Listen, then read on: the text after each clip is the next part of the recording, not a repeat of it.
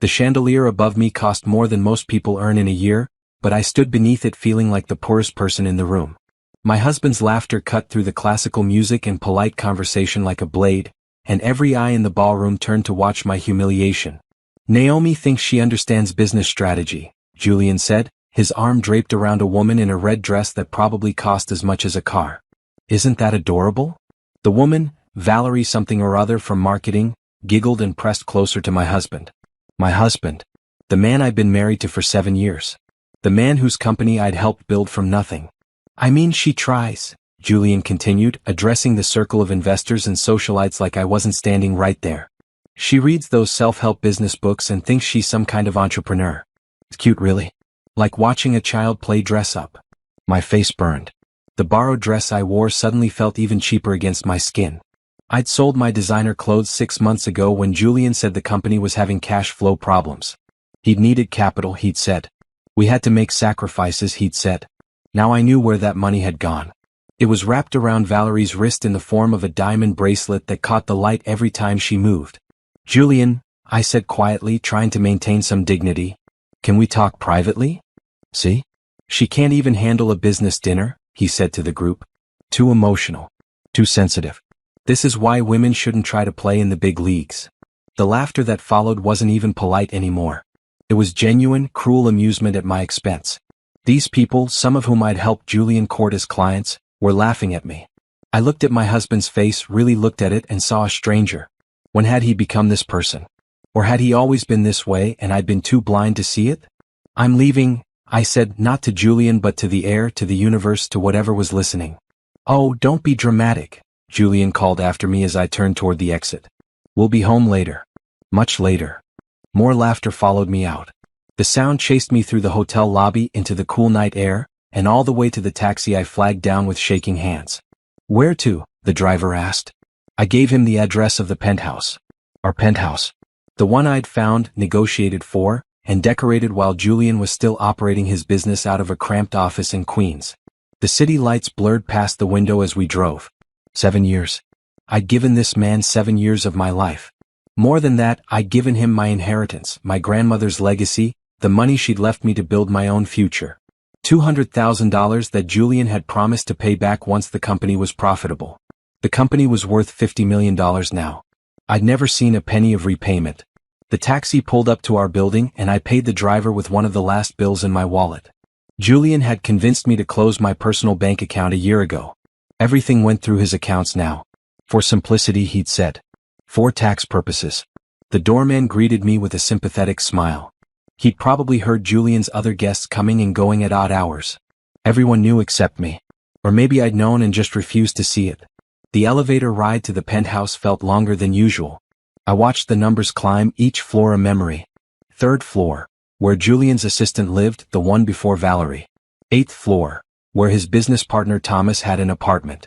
15th floor, where we'd attended a party just last month, and Julian had introduced me as the wife, like I was an accessory rather than a person. The penthouse was dark when I entered. Silent. All the lights of the city stretched out beyond the floor-to-ceiling windows, a million lives being lived out there, and I was trapped in this one. I walked to the master bedroom and opened Julian's closet. Suits worth thousands of dollars hung in neat rows. Shoes that cost more than rent lined the shelves. I moved to his dresser and opened the top drawer, looking for something, anything that would tell me who my husband really was. That's when I found it. A small velvet box tucked beneath his watches. Inside was a ring. Not my ring, the simple band I wore. This was an enormous diamond, the kind that made a statement. The kind that said, I'm serious about you. There was a receipt in the box. Purchased 3 weeks ago. $50,000. I closed the box and put it back exactly where I'd found it. My hands had stopped shaking. My breathing had steadied. Something cold and clear settled over me like a second skin. I walked to Julian's home office, the one room in the penthouse I rarely entered. He kept it locked, but I knew where he hid the key. I'd always known. Inside, I turned on his computer. I knew his passwords too. He'd never bothered to hide them from me, never thought I was smart enough or curious enough to look. I started going through files. Business documents, financial records, emails. I read everything with new eyes, seeing patterns I'd missed before. Seeing opportunities. By the time the sun rose over the city, I had a plan. It wasn't fully formed yet, but it was there, taking shape in my mind like a puzzle coming together. Julian came home at noon the next day. I heard him stumbling in, probably still drunk from whatever after-party he'd attended. I was in the kitchen making coffee like nothing had happened. "Naomi," he said, surprised to see me. "You're awake."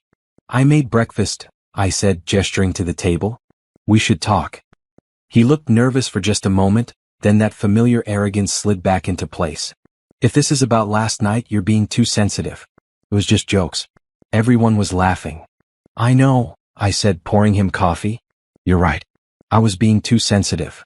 He blinked, clearly expecting a fight. Oh, good. "I've been thinking," I continued, keeping my voice light and pleasant. "Maybe I should get more involved in the company. Really learn the business from the inside. What do you think?" Julian laughed, the same laugh from last night, but this time I didn't flinch. "Naomi, we talked about this. You're better suited for other things. Running the household, hosting dinners, that sort of thing." "You're probably right," I agreed, smiling. "I just want to support you however I can." He relaxed, satisfied that I'd returned to my place. "That's my girl. Listen, I have to go into the office today. Big meeting. Don't wait up tonight." "I won't," I promised. After he left, I picked up my phone and made the first call. To a lawyer. A good one. The kind who didn't lose. The game had begun, and Julian had no idea he was already losing. I sat in the lawyer's office 3 days later, watching her read through the documents I'd brought. Patricia Monroe was 50-something with steel gray hair and a reputation for crushing wealthy men in divorce court. She came highly recommended by a friend I'd reconnected with after years of Julian isolating me from my old life. "This is impressive," Patricia said, looking up from the papers. "You compiled all this yourself?" "I had access to his home computer," I explained. "He never changed his passwords. Never thought I'd look." "Men like him never do," Patricia said with a slight smile. "They think they're untouchable. That's when they make mistakes." She spread several documents across her desk. Bank statements, business filings, emails between Julian and Valerie that were explicit enough to make me feel sick. But I pushed the emotion down. Emotion was what Julian expected from me. Emotion was what made me weak in his eyes. "Here's what I see," Patricia began. 7 years ago, you invested $200,000 of your inheritance into his company, Hartwell Enterprises. At the time, you were equal partners on paper. Do you still have the original partnership agreement? I nodded and pulled another folder from my bag. He made me sign something different 2 years later. Said it was for tax purposes. I signed it without reading it carefully. Patricia's expression darkened as she reviewed the new agreement. "He transferred your shares to himself for $1. $1, Naomi. And you signed it." The shame burned hot in my chest. I trusted him. "I know. They count on that," Patricia said, not unkindly. "But here's the interesting part. This second agreement was filed incorrectly. There's a technicality issue with the witness signatures. It might not be legally binding." Hope flickered in my chest. "What does that mean?" "It means you might still own half of a $50 million company," Patricia said. "But we need to verify this through the state business registry. And we need to move carefully. If Julian gets wind of what you're doing, he'll try to fix the filing issue. How do we do this without him knowing?" "You keep being the perfect wife," Patricia said. "Smile, host his dinners, don't ask questions. Meanwhile, I'll work behind the scenes. We'll need a forensic accountant to go through the company books. I have a feeling there's more here than just marital infidelity." I thought about the velvet box in Julian's drawer, the $50,000 ring meant for another woman. "He's planning to leave me." "Then we need to leave him first," Patricia said firmly. "And we need to take everything he thinks is his." Over the next 2 weeks, I became an actress in my own life. I smiled when Julian came home late smelling like Valerie's perfume. I laughed at his jokes about my intelligence. I played the grateful wife when he gave me a small allowance for groceries and personal items. All while Patricia's team dug deeper into Hartwell Enterprises. The forensic accountant's report arrived at Patricia's office on a Tuesday. I read it twice, then a third time because the numbers seemed impossible. "He's been embezzling," I said flatly. "Not exactly," Patricia corrected. "He's been using company funds for personal expenses and calling them business costs. The Rolex he bought himself? Business expense. The trip to Paris with Valerie? Business conference. The diamond bracelet she wore to the gala? Client gift. Is that illegal?" "It's fraud," Patricia said. And it's grounds for the board of directors to remove him if they knew about it. More importantly, it's leverage. I looked up from the report. Leverage for what? For negotiating your exit, Patricia explained.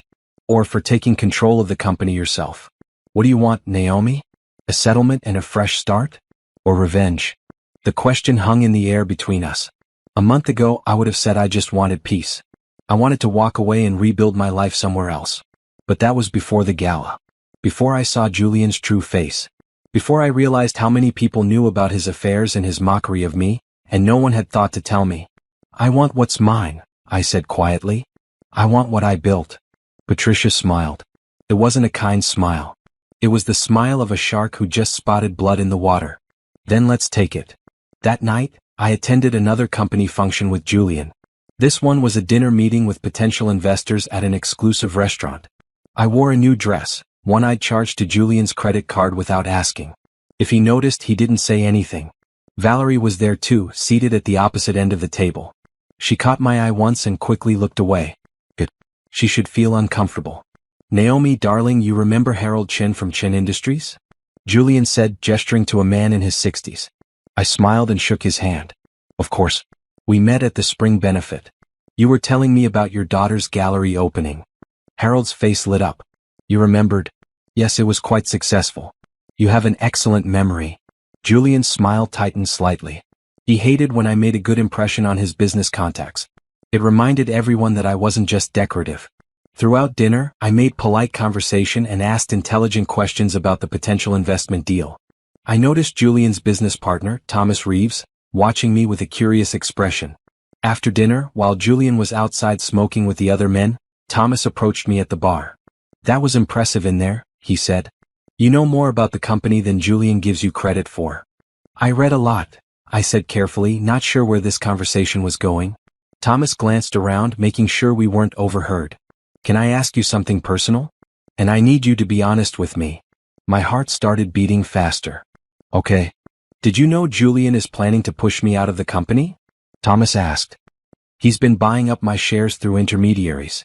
In 6 months, he'll have enough to vote me off the board. I hadn't known that, but I wasn't surprised. I don't get involved in business decisions, I said, the lie smooth on my tongue. Right, Thomas said, but his expression said he didn't believe me. Well, if you ever do want to get involved, I think we should talk. I have information that might interest you. Before I could respond, Julian returned, sliding his arm around my waist possessively. What are you two talking about? Just complimenting your wife on her charm, Thomas said smoothly. You're a lucky man, Julian. Don't I know it? Julian said, squeezing my waist hard enough to hurt. In the taxi home, Julian was quiet. Finally, he said, stay away from Thomas. Why? Because I said so, he snapped. He's trying to undermine me in the company. I don't trust him. Okay, I said softly, looking out the window so Julian wouldn't see my expression. Thomas had information. Thomas was being pushed out. Thomas might be an ally. The next morning, after Julian left for the office, I called Patricia. I need to meet with Thomas Reeves, I said. Julian's business partner. I think he might help us. That could be risky, Patricia warned. If he tells Julian. He won't, I interrupted. Julian's betraying him too. The enemy of my enemy and all that. There was a pause. Then Patricia said, I'll arrange a meeting. Somewhere private. 2 days later, I sat across from Thomas in a coffee shop in Brooklyn, far from anywhere Julian's circle would visit. Patricia sat beside me, her presence both comforting and intimidating. Thomas listened as I explained everything. The embezzlement, the fraud, the affairs, my stolen inheritance. When I finished, he sat back and let out a long breath. I knew he was ruthless, Thomas said. I didn't know he was this bad. And I definitely didn't know he'd stolen from you. Will you help us? I asked directly. Thomas looked at me for a long moment. What exactly are you planning? I want control of the company, I said. I want Julian removed as CEO. And I want my investment returned with interest. That's ambitious, Thomas said. But I like it. And yes, I'll help. Not just because Julian's screwing me over, but because what he did to you is unforgivable. He reached into his briefcase and pulled out a folder. I've been documenting his mistakes for months. Bad business decisions, conflicts of interest, times he's put the company at legal risk. I was planning to use this to negotiate a better exit package. But this is bigger than that now. Patricia took the folder and began reading. Her eyebrows rose higher with each page. "This is better than I hoped," she said. "With this and what we already have, we can make a real case for removing him." "There's more," Thomas said. "I still own 30% of the company. Julian's been trying to buy me out, but the shares are mine until I choose to sell. If you can get your original ownership stake recognized, together we'd control the majority." I felt something unfamiliar rising in my chest. It took me a moment to recognize it as hope. "What do we do first?" I asked. Patricia and Thomas exchanged a look. Then Patricia said, "First, we file to have your original partnership agreement recognized as the valid contract. Then we quietly build a coalition of board members who are unhappy with Julian's leadership. Then, when we have everything in place, we strike." "How long will this take?" 3 months, Patricia said. "Maybe 4. Can you keep up the act that long?" I thought about Julian's laughter at the gala. About Valerie's smug smile. About the 7 years I'd wasted on a man who saw me as nothing more than a convenient fool. "I can do it for as long as it takes," I said. And I meant it. Playing the perfect wife became my full-time job. Every morning I woke up early to make Julian's coffee exactly how he liked it. Every evening I had dinner waiting even though he rarely came home to eat it. I smiled and nodded and asked no questions about his late nights and weekend business trips. Meanwhile, I was learning everything. Patricia had given me access to a secure online portal where her team uploaded documents for my review. Financial statements, business contracts, emails they'd obtained through legal discovery. I spent my days in the penthouse reading through years of Hartwell Enterprises records, taking notes in a password-protected file on a laptop I'd bought with cash. The deeper I dug, the worse it got. Julian hadn't just used company money for personal expenses. He'd created fake vendor accounts and paid them for services that were never rendered. He'd inflated project costs and pocketed the difference. He'd given Valerie a salary triple what her position warranted, plus bonuses that made no sense for someone in marketing. Over the past 3 years, he'd stolen nearly $2 million from his own company. How has no one caught this? I asked Patricia during one of our secret meetings. Because he's the CEO, she explained. He signs off on the audits. The board trusts him. And until recently, the company was profitable enough that no one looked too closely at the expenses. Until recently? I caught the emphasis in her voice. Patricia pulled up a financial chart on her laptop. The company's profit margin has been declining for 18 months. Not enough to cause panic, but enough that the board is starting to ask questions. Julian's been covering it up by pushing aggressive growth projections that he can't actually meet. "So the company's in trouble?" I said slowly. "The company's fine," Thomas interjected. He'd become a regular presence at these meetings.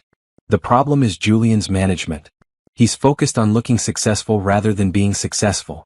He's spending money on appearances, fancy offices, expensive client dinners. Meanwhile, he's ignoring actual business development." "Can we use this?" I asked. "Absolutely," Patricia said. "The board has a fiduciary duty to the shareholders. If we can show them that Julian's mismanagement is hurting profitability, they'll have to act. But we needed more than just financial evidence. We needed allies." Thomas provided a list of board members he thought might be receptive to our concerns. There were 7 people on the board: Julian, Thomas, and 5 outside members representing major investors. "Harold Chin is our best bet," Thomas said, pointing to a name on the list. "He's old school. Values integrity and respect. He won't like what Julian's been doing, especially how he's treated you." "What about the others?" I asked. "Rebecca Park and James Okonkwo are close to Julian," Thomas said. "They won't turn on him unless we have undeniable proof. Diane Foster is unpredictable. She votes based on money, nothing else. And Robert Kim is approaching retirement. He'll vote for whoever makes his exit cleanest. So we need Harold, Diane, and Robert," Patricia calculated. "That plus Thomas and Naomi gives us 5 votes out of 7. That's enough to remove Julian as CEO. "We should approach Harold first," I said. "If we can convince him, he might help us with the others." Thomas nodded. "I can arrange a casual meeting. Golf maybe. Or lunch. Something that won't raise Julian's suspicions." "No," I said suddenly. "I should talk to him." Both Thomas and Patricia looked at me in surprise. "Julian thinks I'm stupid," I continued. "He thinks I'm emotional and fragile. That's an advantage. If Harold hears this from me from the wronged wife, it'll have more impact than hearing it from you, Thomas. Julian would expect you to turn on him eventually. He doesn't expect it from me." Patricia smiled slowly. She's right. The optics are better if it comes from you. But it's risky, Thomas warned. If Harold tells Julian. He won't, I said with more confidence than I felt. I remember him at the dinner. The way he looked at Julian when he was talking down to me. He didn't like it. He's a father. He has daughters. He'll listen. Patricia pulled out her phone. I'll have Harold's assistant call you about a donation. You've been invited to sit on the board of his daughter's art gallery. It's a legitimate reason for you to meet with him privately. Can you do that? I asked, surprised. I know his assistant, Patricia said with a slight smile. We go back years. She'll make the call. 3 days later, I sat in an upscale cafe meeting Harold Chen to discuss my potential role with the gallery board. We made small talk about art and charity work for the first 20 minutes. Then I set down my coffee cup and said, Mr. Chen, I need to tell you something about Hartwell Enterprises. And I need you to promise you'll hear me out before you make any judgments. Harold's expression shifted from friendly to serious. Go on. I told him everything. My initial investment, the partnership agreement that had been invalidated through fraud, Julian's affairs, the embezzlement. I showed him documents on my tablet, evidence Patricia had prepared for this moment. Harold's face grew darker with each page he reviewed. When I finished, he sat back and removed his glasses, cleaning them slowly while he thought. These are serious allegations, he finally said. I know. And I have more evidence. Financial records, emails, witness statements. I'm not asking you to take my word for it. I'm asking you to look at the evidence and make your own decision. Why come to me? Harold asked.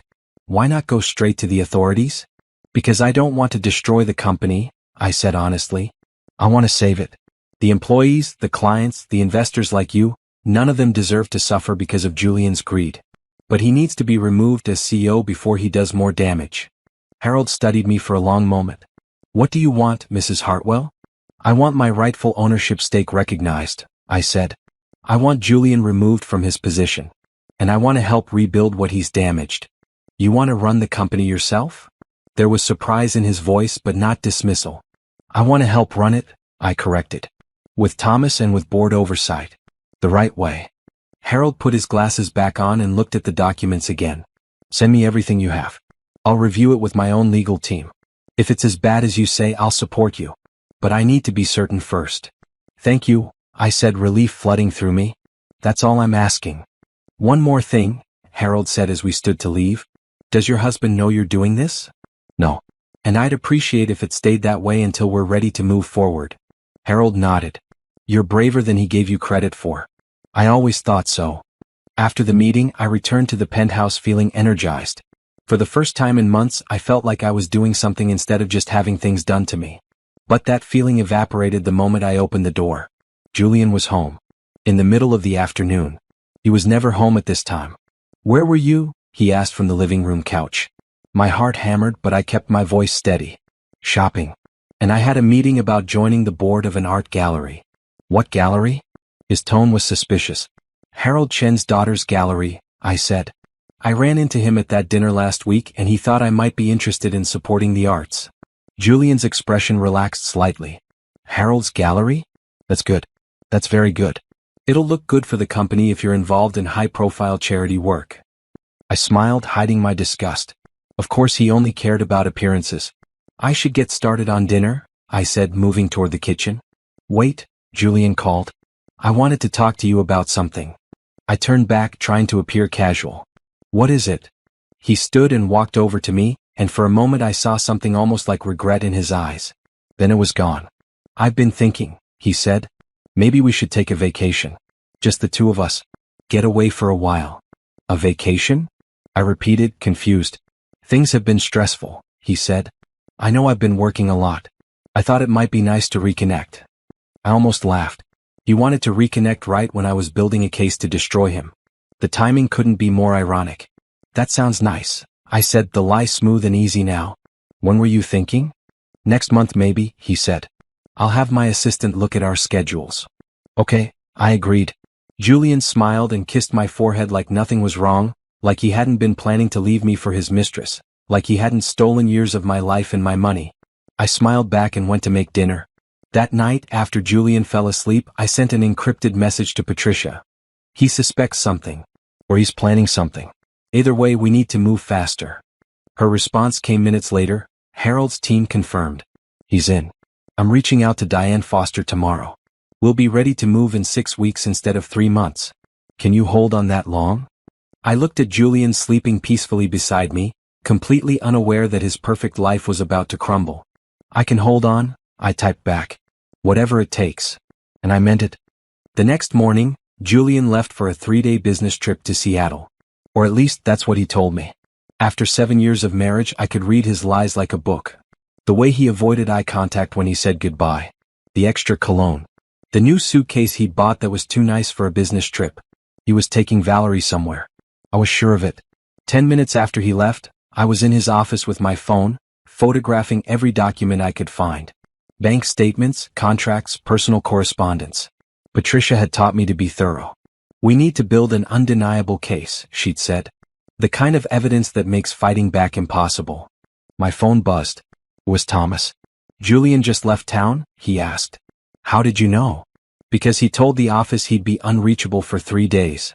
No meetings, no calls. That's not normal for him. He's with her, I said, not bothering to hide the bitterness in my voice. Probably, Thomas agreed. But that works in our favor. It gives us time to work without him breathing down our necks. Can you meet me at the office in an hour? I hesitated. Going to Hartwell Enterprises felt risky. What if someone saw me and told Julian? As if reading my mind, Thomas added, come through the garage entrance. Use visitor parking. I'll meet you there and bring you up through the back elevator. No one will know you're here. An hour later, I was sitting in Thomas's office on the 23rd floor, looking out at the Manhattan skyline. This building, this company, I'd helped make it possible. My inheritance had paid for the first year's lease on this space when Julian was still operating out of a strip mall in Queens. Here's what I'm thinking, Thomas said, spreading papers across his conference table. We have financial evidence of Julian's fraud. We have evidence of his affairs. But what we need is proof that his behavior is actively harming the company. Isn't the embezzlement enough? I asked. For criminal charges, yes. But for removing him as CEO, the board needs to see that he's a liability to future success. We need to show that clients are unhappy, that employees are dissatisfied, that his leadership is driving talent away. How do we get that information? Thomas smiled. We asked them. Over the next 3 days, while Julian was away, Thomas and I conducted secret interviews with key employees. We started with the people Thomas trusted, the ones who'd worked at the company since the beginning and remembered when things were different. Sarah Chin, the head of operations, met us in a conference room after hours. She was in her 40s, sharp-eyed and no-nonsense. Is this about Julian? She asked bluntly. Yes, I said. We need to know the truth about what's happening in this company. Sarah sighed. Finally, someone's asking the right questions. For the next hour, she detailed a culture of fear and favoritism that Julian had created. Good employees leaving because they couldn't stand his management style. Projects failing because he refused to listen to expert advice. Client complaints that were ignored because Julian was too busy maintaining his image to focus on actual business. The marketing department is a joke, Sarah said. Valerie has no experience and no talent, but she gets whatever she wants because she's sleeping with the boss. Meanwhile, experienced people are being passed over for promotions. Would you be willing to put this in writing? Thomas asked. Sarah looked nervous. If Julian finds out. He won't, I promised. Not until it's too late for him to retaliate. And when this is over, there will be new leadership. Better leadership. Sarah studied me for a moment, then nodded. Okay, I'll write a statement. We interviewed 6 more employees over the next 2 days. The story was always the same. Julian was arrogant, dismissive, and increasingly erratic. The company was suffering and everyone knew it except him.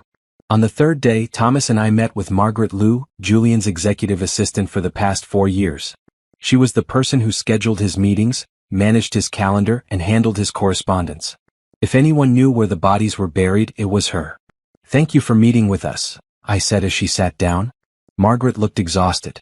I almost didn't come. But then I thought about what he's been doing to you, and I couldn't stay silent anymore. What do you mean? I asked carefully. Margaret pulled out a folder. I've been keeping records. Copies of emails, calendar entries, receipts. I told myself I was just being careful, covering myself in case something went wrong. But really, I think I knew this day would come. She opened the folder and spread the contents across the table. Hotel reservations for 2 under fake names. Restaurant bills from cities where Julian claimed to be in business meetings but where no meetings were actually scheduled. Credit card statements showing purchases at jewelry stores and luxury boutiques. He's been planning to leave you for 6 months, Margaret said quietly. He told Valerie he'd file for divorce after the merger deal closes next quarter. He wanted to wait until his stock options vested and his personal assets were protected. The words should have hurt, but they didn't. They just confirmed what I already knew. Why are you telling us this? Thomas asked. Because I have a daughter, Margaret said. And if someone ever treated her the way Julian's treated Naomi, I'd want someone to help her fight back. I reached across the table and squeezed her hand. Thank you. Margaret nodded. There's more. Julian's been negotiating a deal behind the board's back. He's planning to sell the company to a private equity firm. He'd make a fortune and everyone else would lose their jobs when the firm restructures. Thomas's face went pale. He can't do that without board approval. He knows that, Margaret said. He's been planting seeds, telling board members that the company needs an infusion of capital, that going private is the best option. He's planning to bring it to a vote next month. This was worse than I'd thought. Julian wasn't just stealing from the company. He was planning to destroy it for his own profit. We need to move faster, I said to Thomas. We can't wait 6 weeks. I agree, Thomas said. But we need to be smart. If we move too soon, Julian will fight back and we might not have enough support. What if we had another board member on our side? Margaret suggested. Someone with influence who could sway the others? We're working on it, Thomas said. Harold Chin is reviewing the evidence now. What about Rebecca Park? Margaret asked. She and Julian seem close, but I've overheard her complaining about some of his decisions. And she's friends with Diane Foster. Thomas and I exchanged looks. Rebecca was one of the board members we'd written off as being too loyal to Julian. But if there was a crack in that loyalty, can you arrange a meeting? I asked Margaret. Something casual where I could run into Rebecca? Margaret thought for a moment. She teaches a spin class at a studio in Tribeca. Every Tuesday and Thursday morning. Julian doesn't know that she and I are friends, so if you happen to take that class. Do it, Thomas said to me. Feel her out. See if she's reachable. 2 days later, I found myself in workout clothes at a spin studio, surrounded by women in expensive athletic wear. Rebecca Park was at the front of the room, setting up her bike. I'd researched her thoroughly. 52 years old, self-made millionaire. Started her first company at 25. She'd invested in Hartwell Enterprises 3 years ago when Julian pitched her at a networking event. The class was brutal. I wasn't in the best shape after years of emotional neglect and stress eating, but I pushed through, determined not to look weak. Afterward, in the locker room, I positioned myself near Rebecca. Great class, I said, trying to sound casual. You're amazing up there. Rebecca looked at me with mild curiosity. Thanks. Are you new? I don't think I've seen you before. First time, I admitted. A friend recommended the studio. Well, welcome, Rebecca said, turning back to her locker. I took a breath and made my move. Actually, I think we have a mutual connection. Julian Hartwell? Rebecca's expression changed, becoming more guarded. You know Julian?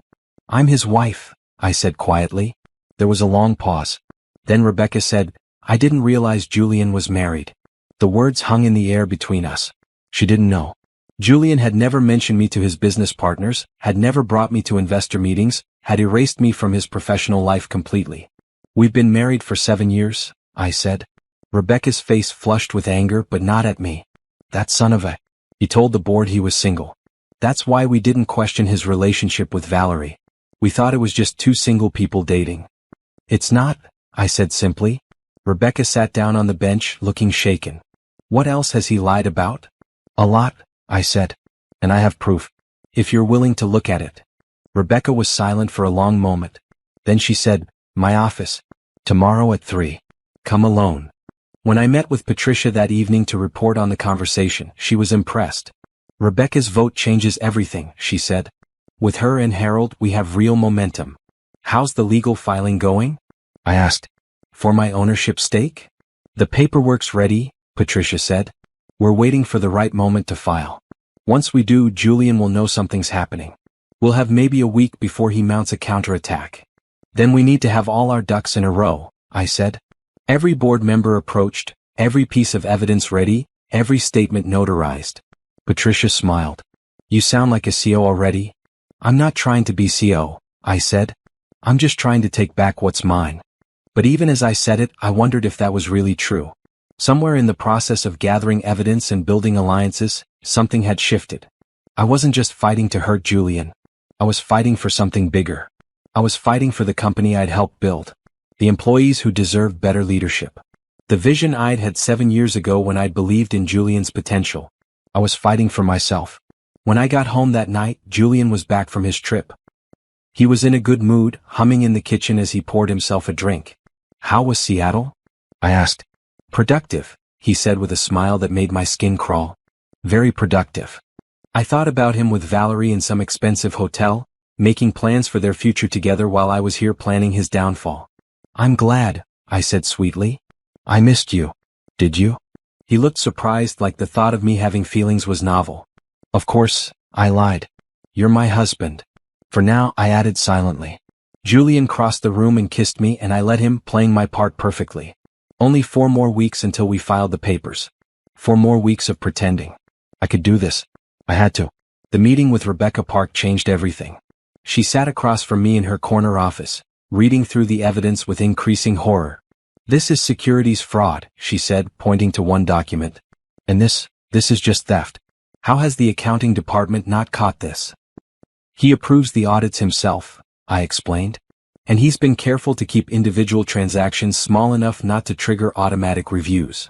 Rebecca set down the papers and looked at me. I need you to understand something. If we move forward with this, it's going to get ugly. Julian will fight back with everything he has. He'll try to destroy your credibility, paint you as a scorned wife making up stories. I know, I said. But I have the truth on my side. And I'm not scared of him anymore. Good, Rebecca said firmly. Because we're going to need that strength. Now here's what I'm thinking. I can bring Diane Foster on board. We went to business school together. If I explain the situation, show her the financial damage Julian's causing, she'll vote with us. She's pragmatic above all else. What about Robert Kim? I asked. Thomas said he's close to retirement. Rebecca nodded. Robert just wants a clean exit. If we can promise him that the transition will be smooth and his investment will be protected, he'll vote for whatever we propose. He's tired of board drama. That gives us 5 votes, I calculated. You, Harold, Diane, Robert, and Thomas. Plus my stake once it's recognized. We need to move carefully, Rebecca warned. Julian still has James Okonkwo on his side, and we need to neutralize that relationship before we make our move. Over the next week, Rebecca worked behind the scenes to build our coalition. She met with Diane over lunch and showed her the financial projections that proved Julian's mismanagement was costing them all money. Diane, ever the practical investor, immediately saw the problem. How much has he stolen? Diane asked during a 3-way call with me and Rebecca. Close to $2 million over 3 years, Rebecca said. Diane's sharp intake of breath was audible even over the phone. That's my daughter's college fund. That's my retirement. That bastard. Will you vote to remove him? I asked. I'll vote to have him arrested, Diane said coldly. Yes, you have my support. Just tell me when and where. Robert Kim was equally easy to convince.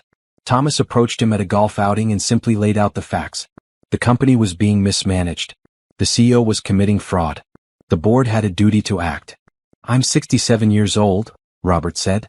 I don't have time for scandals. If removing Julian means protecting my investment, then remove him. I'll sign whatever you need. With 5 board members secured, we turned our attention to the legal filings. Patricia was ready to submit the paperwork to recognize my original ownership stake, but we needed to time it perfectly.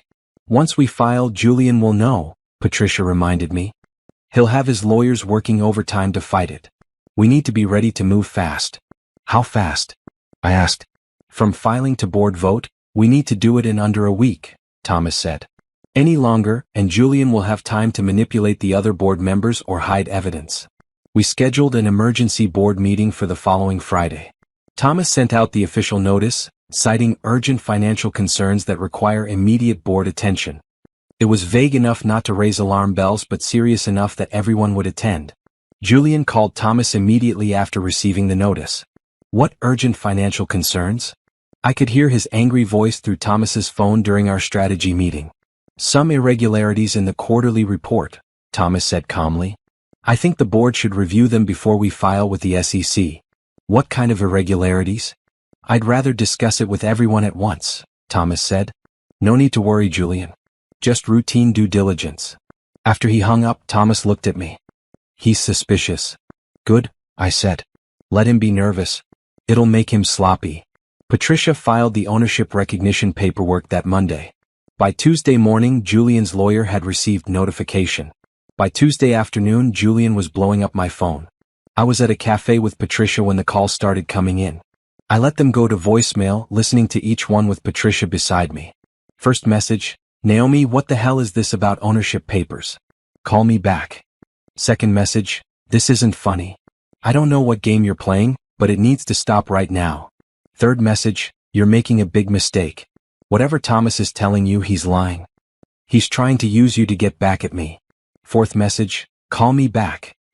He's spiraling, Patricia observed with satisfaction. Should I answer? I asked. No. Let him stew. The more emotional he gets, the worse he'll perform at the board meeting.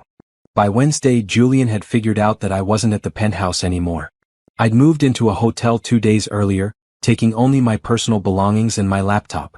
Margaret had helped me coordinate the move while Julian was in back-to-back meetings. He showed up at the hotel that evening. I watched him argue with the front desk staff through the security camera feed that Patricia had arranged for me to access. The hotel had strict privacy policies. They wouldn't confirm I was even staying there. She's my wife. Julian shouted at the poor desk clerk. Sir, I need you to lower your voice or I'll have to call security, the clerk responded. Julian left, but not before taking out his phone and making several calls.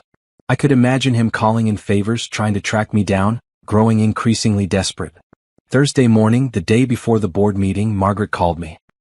He knows, she said without preamble. He figured out that I've been helping you. He fired me this morning. I'm sorry, I said, feeling guilty. Don't be, Margaret said. I have everything documented, including the wrongful termination. My lawyer says I have a solid case. Plus, I already sent my statement to your legal team. There's nothing Julian can do to take that back. Thank you, I said. For everything. Good luck tomorrow, Margaret said. Make it count. That evening, I met with Thomas and Patricia one final time to review the plan. I'll chair the meeting, Thomas said. As the second largest shareholder, I have that right when the CEO is the subject of the discussion. Harold will make the initial motion to review Julian's conduct, Patricia continued. He'll present the financial evidence first. That's the most damning and hardest to refute. Then Rebecca will discuss the employee complaints and Margaret's statement, Thomas added. That establishes a pattern of misconduct. Finally, I'll present the evidence of fraud, Patricia said. The fake vendor accounts, the misuse of company funds, the affairs conducted on company time. By then, even James Okonkwo won't be able to defend him. And then we vote, I said. And then we vote, Thomas confirmed. Motion to remove Julian Hartwell as CEO, effective immediately. If it passes, I become interim CEO while the board searches for permanent leadership. What's my role? I asked. You watch, Patricia said. Let the board handle Julian. Your job is to be dignified and strong. Don't let him rattle you. What if he tries to fight back? I asked. What if he has evidence against me? He doesn't, Patricia said firmly. We've been through everything. Your involvement in the company was minimal at his insistence. You can't be blamed for not knowing about his fraud when he actively kept you away from the business. Your only crime was trusting your husband. That night, alone in my hotel room, I barely slept. I kept running through scenarios in my head. What if Julian had somehow bought off one of the board members? What if his lawyers found a loophole? What if I'd missed something? But when morning came, I got dressed in my best suit, the one I'd bought for my grandmother's funeral 7 years ago. It still fit perfectly. I did my makeup carefully, wanting to look professional and composed. I arrived at the Hartwell Enterprises building at 9. The board meeting was scheduled for 10. Thomas met me in the lobby and escorted me up to the 25th floor, where the boardroom was located. He's already here, Thomas said quietly. With his lawyer and Valerie. Valerie's here? I asked, surprised. He brought her for moral support, I guess, Thomas said. Or to try to prove that his relationship with her is legitimate somehow. It's a mistake. The board won't like seeing her here. We entered the boardroom together. Julian was at the head of the table, looking sharp in an expensive suit. but his eyes were wild and I could see the tension in his shoulders. Valerie sat beside him, looking uncomfortable and out of place. The board members filed in one by one. Harold Chin, Rebecca Park, Diane Foster, Robert Kim, and finally James Okonkwo, who nodded to Julian before taking his seat. Patricia sat behind me as my legal counsel. Julian's lawyer, a stern-looking man named Richard Stone, sat behind him. When everyone was seated, Thomas called the meeting to order. "Thank you all for coming on short notice," Thomas began. "We're here today to discuss serious concerns about the leadership and financial management of Hartwell Enterprises." Julian interrupted immediately. "This is a witch hunt. Thomas is trying to stage a coup because he's angry about his stake in the company."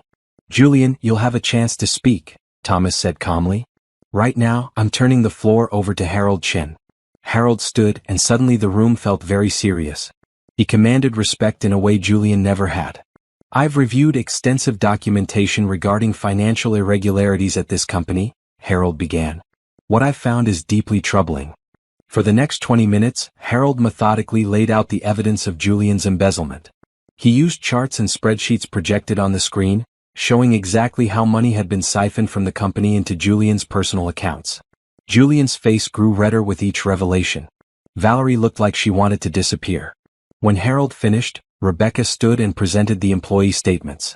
She read excerpts from Margaret's detailed account of Julian's behavior, from Sarah's description of the toxic workplace culture, from 6 other employees who documented his misconduct. "This is hearsay," Julian's lawyer interjected. "None of these people are here to be cross-examined. They've all signed sworn affidavits," Rebecca countered. "And they're all willing to testify if this goes to trial." The word trial hung in the air like a threat. Finally, Patricia stood. She was magnificent, cool, and professional as she laid out the legal case against Julian. Every piece of fraud, every violation of his fiduciary duty, every way he'd betrayed the trust of the board and the shareholders. When she finished, the room was silent. Thomas looked around the table. "Does anyone have questions before we move to a vote?" James Okonkwo cleared his throat. "Julian, is any of this true?" Julian stood up, his hands shaking. "This is all taken out of context. Yes, I made some expenses that might look questionable on paper, but they were all business-related. And yes, I'm in a relationship with Valerie, but that's personal, not professional." "What about the fake vendor accounts?" Diane asked coldly. "How is creating fake companies and paying them for services never rendered anything but theft?" "My accountant handled those," Julian said desperately. "If there were mistakes." "Your accountant will testify that you ordered him to create those accounts," Patricia interjected. "We've already spoken with him. He's willing to cooperate in exchange for immunity." Julian's face went pale. "I think we've heard enough," Harold said. "I move that we vote to remove Julian Hartwell as CEO of Hartwell Enterprises, effective immediately." "I second the motion," Rebecca said. Thomas looked around the table. "All in favor?" Harold raised his hand. Then Rebecca. Then Diane. Then Robert. Thomas raised his hand last, making it 5 votes. "All opposed." James Okonkwo hesitated, looking at Julian. Then he slowly raised his hand. "The motion passes 5-1, Thomas announced. "Julian Hartwell is removed as CEO, effective immediately. I will serve as interim CEO until the board appoints permanent leadership." Julian stood up, his chair scraping loudly against the floor. "This isn't over. I'll fight this. I'll sue all of you." "You can try," Patricia said calmly. "But I should inform you that we've already filed a criminal complaint with the district attorney. The SEC has also been notified of the securities fraud. You'll want to retain criminal counsel." Julian looked like he'd been slapped. He turned to Valerie, but she was already gathering her things, preparing to leave. "Valerie," he said desperately. "Wait." She didn't even look at him as she walked out of the boardroom. Julian stood there, alone and defeated, as the board members began filing out. When he finally looked at me, I met his eyes steadily. "How could you?" he whispered. "How could I?" I repeated, my voice quiet but strong. "You stole from me, Julian. You humiliated me. You threw away 7 years like they meant nothing. This isn't something I did to you. This is something you did to yourself." I stood up and walked out of the boardroom with my head held high. Behind me, I heard Julian's lawyer trying to calm him down as he started to rage. But I didn't look back. For the first time in years, I was walking toward my future instead of being trapped in his shadow. The next 72 hours moved like a whirlwind. News of Julian's removal spread through the company within hours, and by evening, it had hit the business press. The headlines were brutal. Hartwell Enterprises CEO ousted amid fraud allegations, billionaire husband removed by wife and board, from penthouse to courthouse. The fall of Julian Hartwell. I sat in Patricia's office, watching the news coverage with a strange sense of detachment. These were headlines about my life, but they felt like they were happening to someone else. Your phone must be exploding, Patricia observed. I glanced at my phone, which I'd turned off hours ago.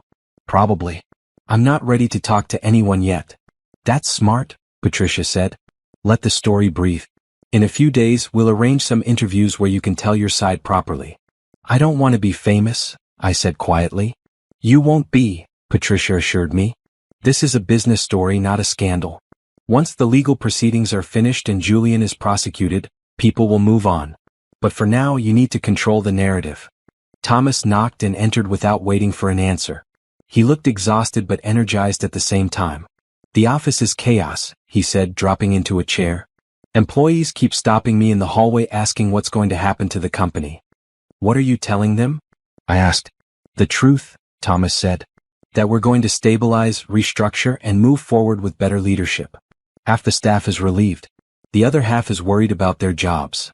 No one's losing their jobs, I said firmly. Not the good employees. The ones who actually work instead of just collecting paychecks because they're sleeping with the boss. Speaking of which, Thomas said, Valerie cleaned out her desk this morning. Didn't even wait to be fired. Just grabbed her personal items and left. Smart of her, Patricia commented. She's not named in any of the legal filings, but her association with Julian will make it hard for her to find work in this industry. I felt a pang of something that might have been pity, then pushed it away. Valerie had known Julian was married. She'd stood by and laughed while he humiliated me publicly. Whatever consequences she faced, she'd earned them. What about Julian? I asked. Where is he now? His lawyers got him out of the building within an hour of the board vote, Thomas said. I had security change all the locks and codes. He can't access the office or any company systems. And the penthouse? I asked. Patricia smiled. That's where things get interesting. As part of the divorce filing, we've requested immediate exclusive occupancy. The judge granted a temporary order this afternoon. Julian has 48 hours to remove his personal belongings. After that, the penthouse is yours. What? The word felt strange. That enormous, beautiful apartment had never really felt like mine, even when I'd lived there. It had always been Julian's space, decorated to his taste, filled with his things. But now it would actually be mine. What about his assets? Thomas asked Patricia. Can he still access his accounts?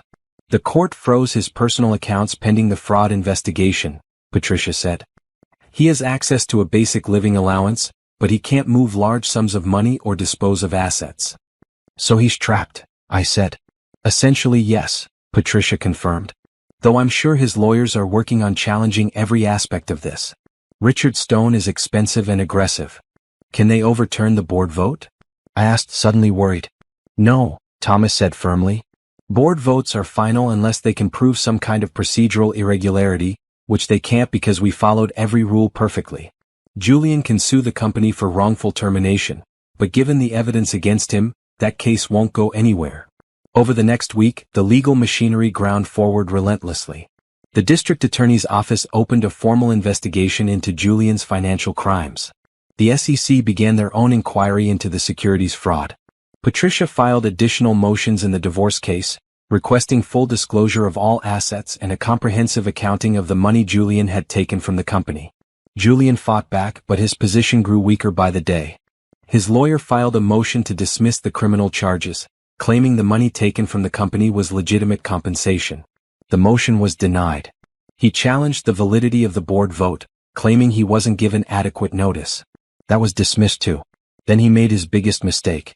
He gave an interview to a business magazine, claiming I'd seduced and manipulated the board members as revenge for his affair. The article was titled Wronged or Wrong. Julian Hartwell speaks out. I read it in Patricia's office, my anger building with each paragraph. He's claiming I knew about the accounting discrepancies and approved them, I said, my voice shaking. He's saying I was complicit in everything. Let him, Patricia said calmly. Every lie he tells now will make our case stronger. His lawyer should have stopped him from giving this interview. The fact that he didn't shows how desperate they are. But what if people believe him? I asked. They won't, Thomas said. He joined us for the meeting. Because we have Margaret's statement, remember? She documented every time you tried to get involved in the business and Julian shut you down. We have emails where he explicitly told you to stay away from company matters. He can't claim you were complicit when he spent years excluding you. Plus, Patricia added, his credibility is shot. He's a proven liar and thief. You're the wrong spouse with clean hands. The court of public opinion is firmly on your side. The following Monday, Patricia and I attended a hearing for the divorce case. It was my first time seeing Julian since the board meeting, and I was nervous about how I'd react. He looked terrible. His expensive suit was wrinkled, his hair uncombed, his eyes red-rimmed like he hadn't slept. He sat alone at his table with Richard Stone. No Valerie to support him. The judge, a no-nonsense woman in her 60s named Justice Anderson, reviewed the motions before her. This is a preliminary hearing to address immediate financial matters, Justice Anderson said. Ms. Monroe, you filed a motion for temporary spousal support and exclusive occupancy of the marital home. Mr. Stone, I assume you're opposing this. Yes, Your Honor, Richard Stone stood. Mr. Hartwell maintains that the allegations against him are false and that his wife has no grounds for either support or exclusive occupancy. Your client was removed as CO by his own board of directors, Justice Anderson said dryly. He's under criminal investigation. His wife has documented evidence of his affairs and financial misconduct. On what grounds should I deny her request? Mrs. Hartwell has her own resources, Stone argued. She comes from a wealthy family. Her family wealth was invested in the marital business and never returned, Patricia interjected. She's been financially dependent on Mr. Hartwell for 7 years. She has no income and no access to marital funds. Justice Anderson looked at Julian. Mr. Hartwell, why did you close your wife's bank accounts? Julian stood awkwardly. For tax efficiency, Your Honor. It was a financial planning decision. It was a control tactic, Patricia countered. He isolated Mrs. Hartwell financially, making her completely dependent on him. That's a classic pattern of economic abuse. Justice Anderson's expression hardened. I'm granting Mrs. Hartwell's motion. Temporary spousal support of $10,000 per month, effective immediately. Exclusive occupancy of the penthouse apartment. Mr. Hartwell, you have 48 hours to remove your personal effects. Julian's face flushed red. Your Honor, that's my home. That's your marital home, Justice Anderson corrected. Which your wife has equal rights to. You should have thought about that before you had an affair and committed fraud. Next motion? The hearing continued for another hour, with Justice Anderson ruling in my favor on almost every point. Access to marital financial records, granted. Temporary restraining order preventing Julian from harassing me, granted. Order requiring Julian to maintain health insurance for me, granted. By the time we left the courthouse, Julian looked like he'd been physically beaten. As we walked to the car, Patricia turned to me. That went better than I expected. Justice Anderson clearly has no patience for men like Julian. What happens next? I asked. Now we wait for the criminal investigation to progress, Patricia said. Once he's charged, and he will be charged, that strengthens our position in the divorce. We can argue that he should receive less of the marital assets because he acquired them through criminal means. And the company? I asked. That's up to the board and the courts, Patricia said. Your ownership stake is being processed separately. That should be resolved within the next 30 days. Thomas had been quiet during the drive, but now he spoke up. The board met this morning. We want to offer you a position. I turned to look at him. What kind of position? Chief Strategy Officer, Thomas said. You'd work directly with me on company direction, business development, client relations. It's a real job, Naomi, not a pity position. We need someone smart who knows the company's history and can help rebuild its reputation. I was stunned. I don't have experience. You helped build this company from nothing, Thomas interrupted. You have more real experience than half the people working there. And you have something Julian never had, integrity. I looked at Patricia, who was smiling. It's a good offer. And it gives you independent income, which helps in the divorce. I need to think about it, I said. Take your time, Thomas said. But not too much time. We need to move forward, and I want you to be part of that. That evening, I stood in the penthouse for the first time since Julian's removal. He'd already been here to collect his things, though he'd left a mess behind. Closet doors open, drawers pulled out, a general sense of chaos. I walked through the room slowly, seeing them differently now.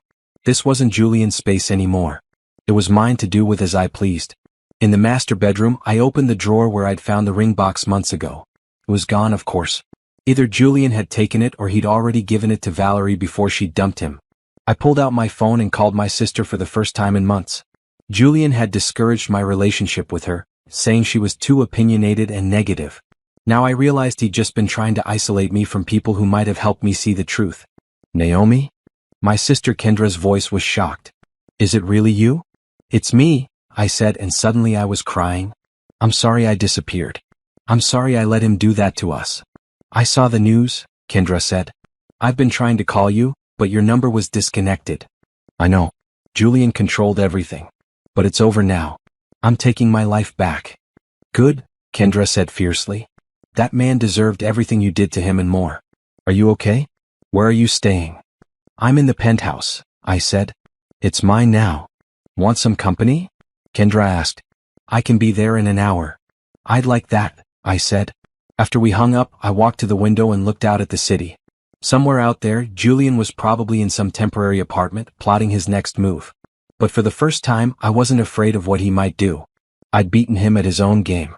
And now I was going to build something better from the ruins of what he'd destroyed. My phone buzzed. A text from Thomas. Board voted. Your ownership stake is recognized.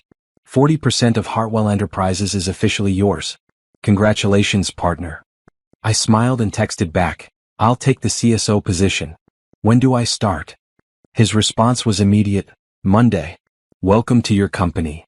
I looked around the penthouse one more time, already mentally redecorating, making it mine. This was just the beginning. By the end of the second week, Julian's perfect life had completely fallen apart. The news coverage intensified as more details emerged about the extent of his fraud. Former employees came forward with their own stories of his misconduct. Clients started terminating contracts, not wanting to be associated with the scandal. I watched it all from my new office at Hartwell Enterprises. Thomas had given me a corner office on the 24th floor, one level below his. It had windows overlooking Central Park and enough space that I didn't feel cramped. My first day as Chief Strategy Officer had been surreal. Employees who'd barely acknowledged me when I was just Julian's wife now treated me with respect. Some even seemed a little afraid of me, like I was some kind of corporate assassin who'd taken down their former CEO. Sarah Chin from operations stopped by my office that first morning. I just wanted to say thank you, she said, for what you did. A lot of us were afraid to speak up, but you gave us the courage to tell the truth. I should be thanking you, I said. Your statement was crucial to building the case. Still, Sarah said, it takes guts to go up against someone like Julian, especially when you're married to him. After she left, I sat at my desk and thought about that word. Courage. I hadn't felt courageous. I'd felt angry and betrayed and desperate. But maybe that's what courage really was, doing the hard thing even when you were terrified. Thomas came by around noon to check on me. How's the first day going? He asked. Strange, I admitted. Good strange though.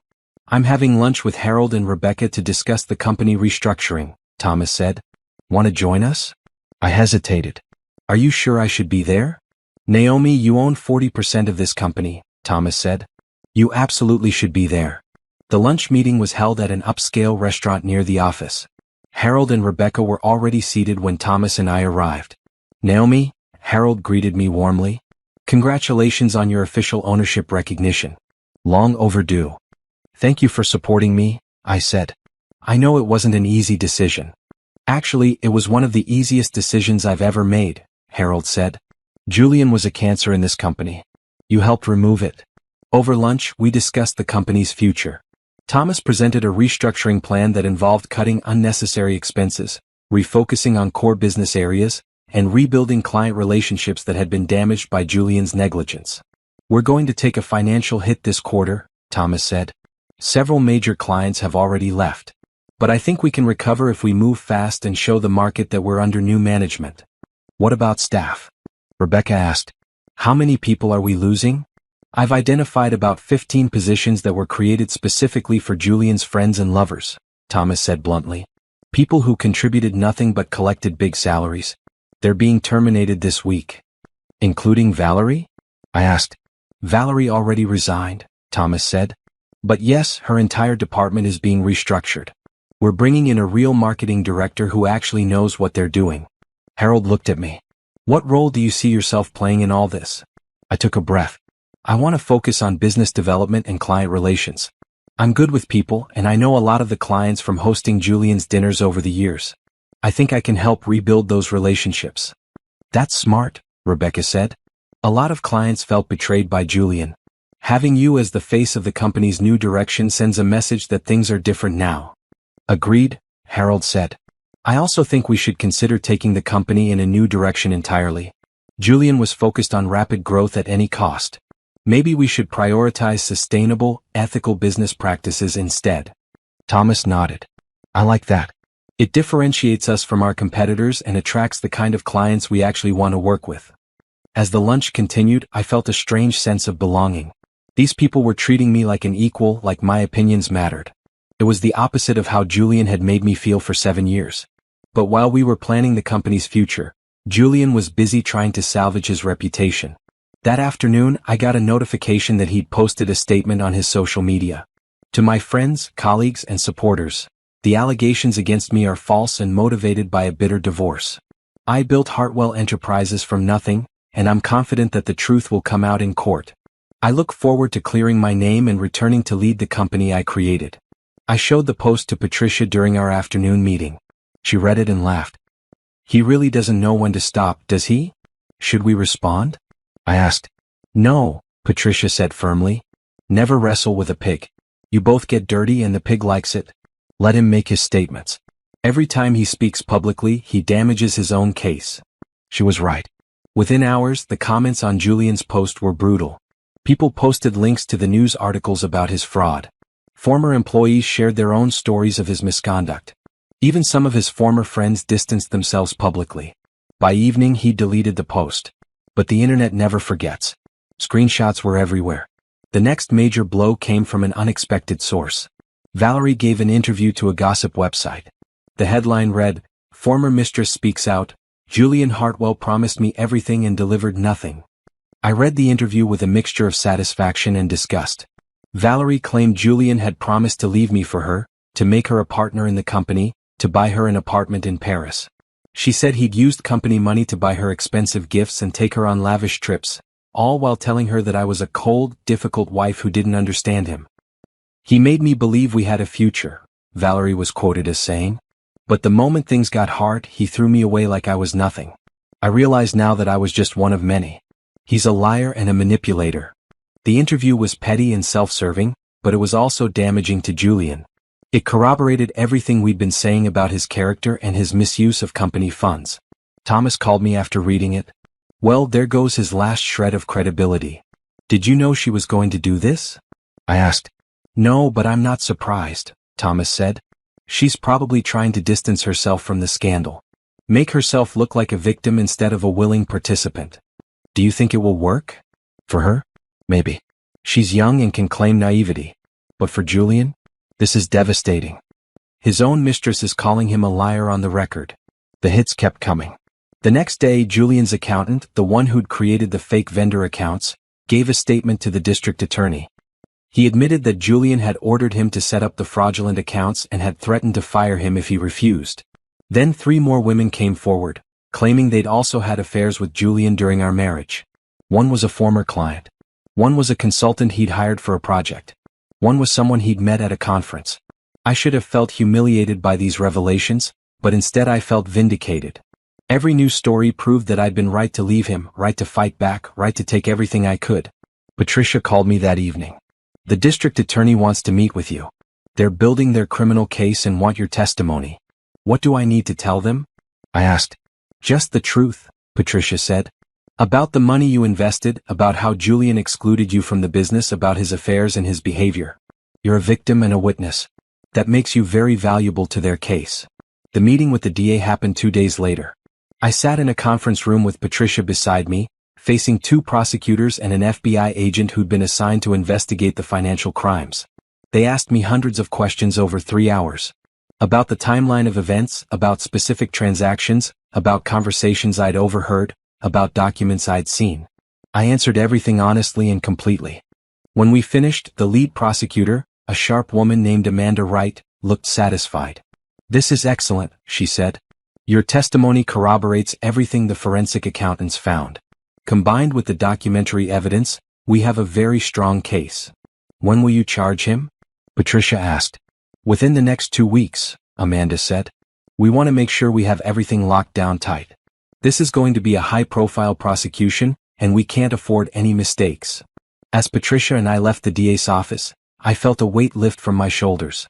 The criminal justice system was taking over. This wasn't just my word against Julian's anymore. This was the full power of the law coming down on him. That weekend, I met with Kendra at the Penthouse. She'd been coming over regularly, helping me redecorate and reclaim the space. "I still can't believe you actually did it," Kendra said as we painted over the dark gray walls Julian had insisted on. I was replacing them with a warm cream color that made the space feel lighter and more open. "Sometimes I can't believe it either," I admitted. "There are moments when I wonder if I'm dreaming." "You're not dreaming," Kendra said firmly. "You're living your best revenge. And it's beautiful to watch." We worked in comfortable silence for a while, then Kendra said, "Have you thought about what comes next? After all the legal stuff is settled?" "I'm going to run the company with Thomas," I said. "Really run it, not just be a figurehead. I want to prove that I'm capable of more than Julian ever gave me credit for." "You already have proved that," Kendra said. "But I get it. You want to build something positive out of all this pain." That night, after Kendra left, I stood on the penthouse balcony looking out at the city. My phone buzzed with a news alert. Julian Hartwell spotted at budget hotel in Queens after losing Penthouse. The article included a photo of Julian looking disheveled, carrying his own luggage into a modest hotel. The contrast to his former life was stark and deliberate. The media was loving his downfall. I should have felt triumphant, but instead I just felt tired. This had all been necessary, but it wasn't enjoyable. Destroying someone, even someone who deserved it, took a toll. My phone rang. It was Harold Chin. "Naomi, I hope I'm not calling too late," he said. "Not at all. Is everything okay?" "More than okay," Harold said. "I wanted to let you know that 3 of the clients who left after the scandal just called me. They want to come back now that Julian's gone. They trust the new leadership." I felt a genuine smile spread across my face. "That's wonderful news." "It is," Harold agreed. "The company's going to survive this. Thanks to you." After we hung up, I went back inside and looked around the penthouse. My penthouse now. Not Julian's. Mine. Tomorrow, I'd go back to the office and continue rebuilding the company. The week after that, I'd testify at Julian's preliminary hearing. The month after that, I'd finalize the divorce and walk away with everything I was owed.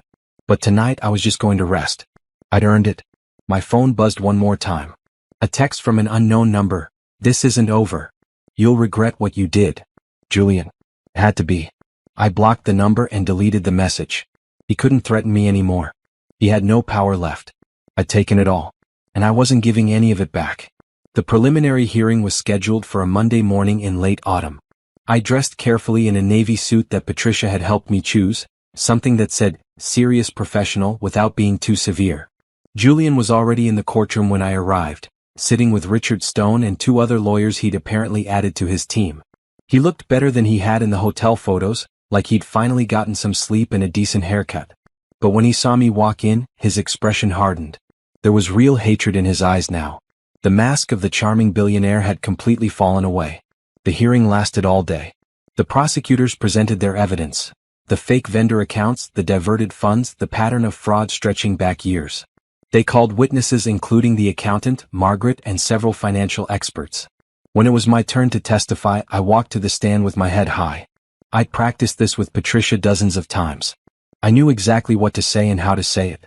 The prosecutor walked me through my investment in Julian's company, how I'd been excluded from business operations, how I'd discovered the fraud. I spoke clearly and calmly, sticking to facts rather than emotions. Then Richard Stone cross-examined me. "Mrs. Hartwell, isn't it true that you were motivated by jealousy when you launched this investigation?" he asked. "No," I said simply. "You discovered your husband was having an affair and you wanted revenge." "Correct. I discovered my husband had stolen $200,000 from me and was defrauding his company," I corrected. "The affairs were just additional evidence of his character." "But you admit you were angry?" Stone pressed. "Of course I was angry," I said. "Wouldn't you be angry if someone stole from you?" The judge intervened. "Mr. Stone, Mrs. Hartwell's emotional state isn't relevant to whether the crimes occurred. Move on." Stone tried several more times to rattle me, but I stayed calm. Patricia had prepared me well. Every question had a straightforward answer. Every trap had an easy escape. When I stepped down from the stand, Julian was staring at me with undisguised fury. I met his eyes steadily, refusing to look away first. The judge reviewed the evidence and announced that there was sufficient cause to move forward with a trial. Julian was formally charged with multiple counts of fraud, embezzlement, and securities violations. His bail was set at $500,000. As we left the courthouse, reporters swarmed us. Patricia had prepared me for this too. "Mrs. Hartwell, how do you feel about your husband's charges?" one reporter shouted. I stopped and faced the cameras. "I feel sad that it came to this. But I also feel vindicated. The truth is finally coming out and justice is being served." "Are you planning to divorce him?" "The divorce proceedings are already underway," I said. "My focus now is on rebuilding Hartwell Enterprises and ensuring that this never happens to another employee or investor." "Do you think he'll go to prison?" "That's for the jury to decide," I said. "But I believe in our justice system." Patricia gently guided me away after that, but the soundbite was perfect. That evening my statement was all over the news. Calm, dignified, focused on moving forward rather than revenge.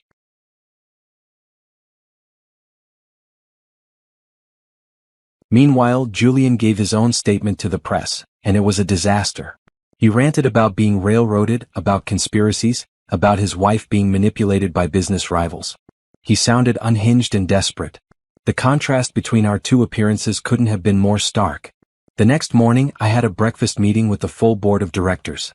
It was time to discuss the company's long-term future. "We need to address the elephant in the room," Diane Foster said once we were all seated. "Julian still technically owns shares in this company. If he's convicted, those shares will likely be seized as part of asset forfeiture. But until then, he's still a shareholder. Can we buy him out?" Rebecca asked. "He won't sell," Thomas said. "At least not for a reasonable price. He still thinks he's going to beat these charges and get everything back." "Then we need to dilute his ownership," I said. Everyone turned to look at me. "If we can't buy him out, we issue new shares. Bring in fresh investors who share our vision for the company. Julian's percentage goes down, and we have more capital to work with." Harold nodded slowly. "That's actually brilliant. We've been talking about doing a capital raise anyway to fund the restructuring. This kills two birds with one stone." "Julian will fight it," Robert Kim warned. "Let him," I said. "He's fighting criminal charges. He doesn't have the time or resources to fight a capital raise too. And legally, the board has the authority to issue new shares. He can't stop us." Thomas smiled. "I love this. Let's do it." "Rebecca, can you put together a list of potential investors?" "Already on it," Rebecca said. "I have 3 firms that have expressed interest in the past week alone. Everyone wants to get in now that Julian's gone." Over the next 2 weeks, Thomas and I worked closely on the capital raise. We met with investors, presented the new company vision, and explained how we plan to rebuild trust in the Hartwell Enterprises brand. It was exhausting work, but it was also exhilarating. For the first time in my life, I was using my brain for something that mattered. I wasn't just Julian's wife or his victim. I was a business leader in my own right. The investors responded positively. They liked the story of the company's transformation. They liked that I was involved, seeing it as evidence that we were serious about change and accountability. By the end of the month, we'd raised $20 million in new capital. Julian's ownership stake had been diluted from 59% to 31%. He was no longer the majority shareholder. I owned 40%. Thomas owned 21%. The new investors owned the rest. The power had shifted completely. Julian must have realized what we'd done because he filed an emergency motion to block the capital raise. But it was too late. The deals were signed, the money was transferred, and the new shares were issued. The judge denied his motion, ruling that the board had acted within its authority. That same week, the divorce proceedings moved forward. Patricia had filed for an equitable distribution of marital assets, which meant splitting everything 50-50. But everything was complicated when your husband was a criminal. The house in the Hamptons, the cars, the investment accounts, all of that is straightforward, Patricia explained during one of our meetings. But the company shares are tricky. Julian's going to argue that his shares shouldn't be considered marital property because he built the company. "Except I provided the initial capital," I said. "Exactly. And that's our argument. You were a founding investor and partner, which means you have a claim to all company assets, not just your recognized 40%. How much are we asking for? Patricia smiled. We're asking for half of his remaining 31%, which would give you 55% ownership of Hartwell Enterprises. I stared at her. Majority control. Majority control, Patricia confirmed. You be the primary owner. You and Thomas together would control 76%. You could make any decision you wanted without needing the other board members' approval. Julian will never agree to that, I said. He doesn't have to agree, Patricia said. That's the beauty of it. If this goes to trial, I'm very confident we'll win. And Julian knows it. Which means he'll eventually have to settle. The settlement negotiations began in early December. Richard Stone and Patricia met multiple times to hammer out terms. Julian's position was that he should keep all his shares and pay me a cash settlement of $5 million. My position was that I should get half his remaining shares plus $10 million in cash to compensate for the money he'd stolen from me. We were at an impasse. Then the criminal trial date was set for March, and suddenly Julian became more willing to negotiate. He didn't want to be going through a contentious divorce while simultaneously defending himself against fraud charges. Richard Stone came back with a new offer. Julian would give me 10% of his shares and $7 million in cash. In exchange, I would agree not to testify against him at his criminal trial. Patricia brought me the offer and waited for my reaction. He wants me to help him avoid prison, I said flatly. That's what it amounts to, Patricia agreed. Your testimony is damaging to his defense. If you refuse to testify or if you testify in his favor, it weakens the prosecution's case. What happens if I agree? You get a decent settlement, the divorce is finalized quickly, and you never have to see him again, Patricia said. But he might avoid serious prison time. He might get a reduced sentence or a plea deal. And if I don't agree? We keep fighting. The divorce drags on for months, maybe years.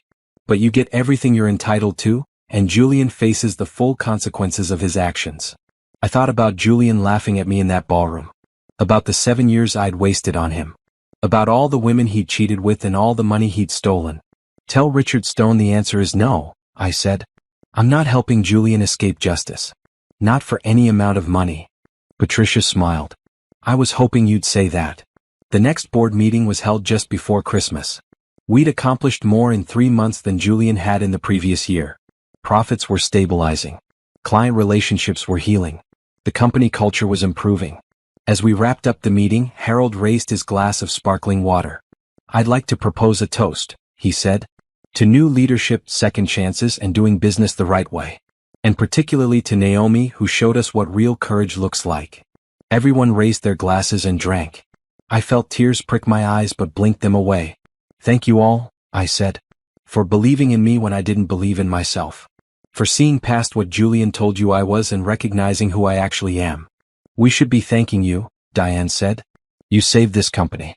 You saved our investments. You saved jobs. That takes guts. After the meeting, Thomas walked me to my office. I have something for you, he said, handing me an envelope. Inside was a check. My first quarterly distribution as a shareholder. It was for $250,000. That's just the beginning, Thomas said. Once we're fully recovered, your distributions will be even higher. I stared at the check. It was more money than I'd seen in years. More money than Julian had given me access to during our entire marriage. And I'd earned it. Not by being someone's wife, but by being smart and brave and willing to fight for what was mine. Thank you, I said to Thomas. For everything. Thank you, he responded. For being the partner Julian never was. That evening, I sat in the penthouse which I'd finally finished redecorating. It looked completely different now. Lighter, brighter, more open. The dark furniture was gone, replaced with pieces I'd chosen myself. The walls were covered with art I actually liked. It finally felt like home. My phone rang. It was Patricia. Julian's lawyer just called, she said. They want to settle. They're accepting our terms. All of them. I sat up straight. Everything? Everything. 15.5% of his shares, $10 million in cash, the house in the Hamptons, and he agrees not to contest the divorce. It'll be finalized by February. What changed his mind? His lawyers must have told him he's going to lose at trial, Patricia said. Both the criminal trial and the divorce. This way he keeps something instead of losing everything. So it's really over, I said. It's really over, Patricia confirmed. You won, Naomi. Completely. After we hung up, I walked to the window and looked out at the city. The same view I'd had on that horrible night after the gala, when I'd first decided to fight back. So much had changed since then. I changed. I wasn't the woman who'd stood here crying and defeated. I was the woman who'd taken everything back and then some. I raised my glass of wine to my reflection in the window. To new beginnings, I said out loud to no one but myself. And somewhere in a budget hotel in Queens, Julian Hartwell was signing papers that would end his marriage and transfer half his wealth to the wife he'd mocked and betrayed. Justice wasn't always swift, but when it came, it was sweet. The final divorce hearing took place on a cold February morning. I wore a white suit, a deliberate choice that Patricia approved of. "You look like you've already moved on," she said approvingly. Strong, successful, unbothered. Julian looked smaller somehow, diminished by the weight of everything he'd lost. His legal team had been reduced to just Richard Stone. The other lawyers had apparently jumped ship when it became clear he couldn't pay their fees. The judge reviewed the settlement agreement we'd negotiated. 15.5% of Julian's company shares transferred to me, giving me 55.5% total ownership of Hartwell Enterprises. $10 million in cash. The Hampton House. Our shared investment portfolio. Full ownership of the Penthouse. Julian kept his remaining 15.5% of company shares, his car collection, and whatever money he'd managed to hide in offshore accounts that we couldn't trace. "Mr. Hartwell, do you agree to these terms?" the judge asked. Julian's jaw clenched, but he nodded. "Yes, Your Honor." "Mrs. Hartwell?" "Yes, Your Honor," I said clearly. "Then this court grants the dissolution of your marriage. The settlement terms are approved and will be legally binding as of today." The judge banged her gavel. "Congratulations to both parties on your fresh start." It was the most civil way anyone had ever told two people they destroyed each other's lives. Outside the courthouse, Julian tried to approach me, but Patricia stepped between us. "You don't get to talk to her anymore," Patricia said firmly. "Any communication goes through lawyers." "I just wanted to say," Julian started. "Save it for your criminal trial," Patricia interrupted. "Come on, Naomi." As we walked away, I heard Julian call out, "You're going to regret this." I didn't even turn around. The criminal trial began 3 weeks later. I attended every day, sitting in the gallery with Thomas and Harold. We wanted Julian to see us there, a united front representing everything he'd lost. The prosecution's case was devastating. They presented mountains of evidence. Financial records, emails, witness testimony from Margaret and the accountant and a dozen employees. They showed the jury exactly how Julian had stolen from his own company, how he'd created fake accounts and inflated expenses, how he'd used shareholder money to fund his affairs and his lifestyle. Julian's defense team tried to paint him as a hard-working entrepreneur who'd made some accounting mistakes.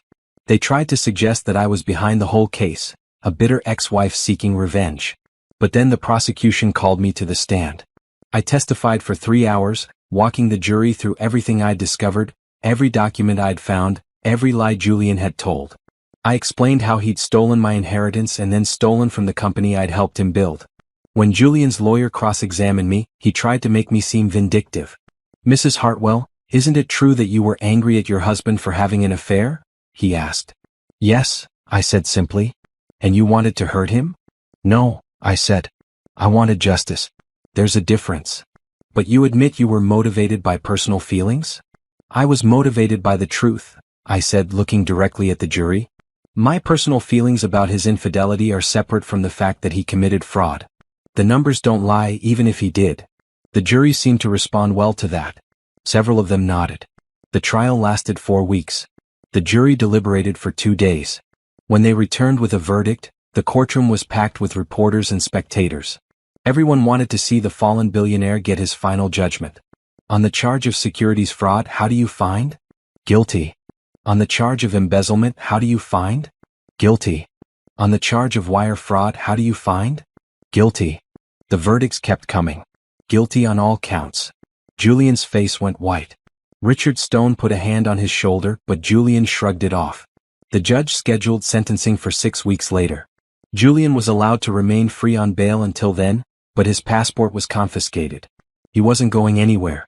As we left the courthouse, reporters surrounded me. "Mrs. Hartwell, how do you feel about the verdict?" "I feel that justice was served," I said. "This was never about revenge. It was about accountability. Julian Hartwell stole from his employees, his investors, and his own wife. The jury saw the evidence and made the right decision. What's next for you? I'm focused on running Hartwell Enterprises with integrity and transparency, I said. We're building a company that treats people with respect and operates by the rules. That's the legacy I want to create. The coverage that evening was overwhelmingly positive. I was being portrayed as the wronged wife who'd fought back and won. Julian was the villain who'd gotten what he deserved. The next day at work, employees kept stopping by my office to congratulate me. It was a little overwhelming but also validating. These people saw me as a leader now, not just as Julian's ex-wife. Thomas and I had a meeting scheduled with a potential new major client. It was a Fortune 500 company looking for consulting services, exactly the kind of high-profile work that would show the market we were back on solid ground. The CEO of the company, a woman named Patricia Monroe, no relation to my lawyer, was impressed by our presentation. I have to tell you, she said at the end of the meeting, I'm doing business with you specifically because of how you handled this situation. You could have taken a settlement and walked away quietly. Instead, you fought for what was right even when it was hard. That's the kind of integrity I want in a business partner. We signed a 3-year contract worth $15 million. After the meeting, Thomas and I went out for a celebratory drink. You know what the best part is? Thomas said. The company is actually doing better without Julian. Our revenue is up, our reputation is recovering, and employee morale has never been higher. He was the problem all along, I said. Everyone was just too afraid to say it. Not everyone, Thomas corrected. You said it. You did something about it. We clinked glasses. Sentencing day arrived in early April. The courtroom was packed again. Julian's mother was there, crying quietly in the back row. I felt a pang of sympathy for her. Whatever Julian had done, he was still her son. But my sympathy didn't extend to Julian himself. The judge reviewed the case and the evidence. Then she delivered her sentence. Mr. Hartwell, you've been convicted of serious financial crimes. You violated the trust of your employees, your investors, your board of directors, and your wife. You stole money to fund a lavish lifestyle while others worked hard to build the business you were destroying from within. She paused, looking down at Julian with clear distaste. I sentence you to 8 years in federal prison, followed by 3 years of supervised release. You are also ordered to pay restitution in the amount of $2.3 million to Hartwell Enterprises and its shareholders. You will forfeit any remaining assets gained through criminal activity. Do you have anything to say? Julian stood shakily. Your Honor, I made mistakes, but I don't deserve to lose everything. I built that company. I created jobs. You stole from that company, the judge interrupted. You destroyed trust. You hurt people. And now you're going to pay the price for your actions. Officers, please take Mr. Hartwell into custody. 2 marshals approached Julian. For a moment he looked like he might run. Then his shoulders sagged and he held out his wrists for the handcuffs. As they led him away, he looked at me one last time. There was no more hatred in his eyes. Just defeat and the dawning realization that he'd lost everything that mattered. I watched him go without any emotion at all. I didn't feel happy or sad or vindicated. I just felt done. Outside the courthouse, I gave one final statement to the press. Today's sentencing marks the end of a difficult chapter. Julian Hartwell made choices that hurt many people, and now he's facing the consequences.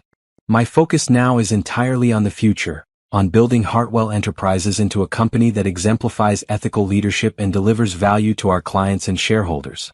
I want to thank everyone who supported me through this process, and I hope that my story encourages others who are being mistreated to stand up for themselves. Thank you. Short, dignified, and final.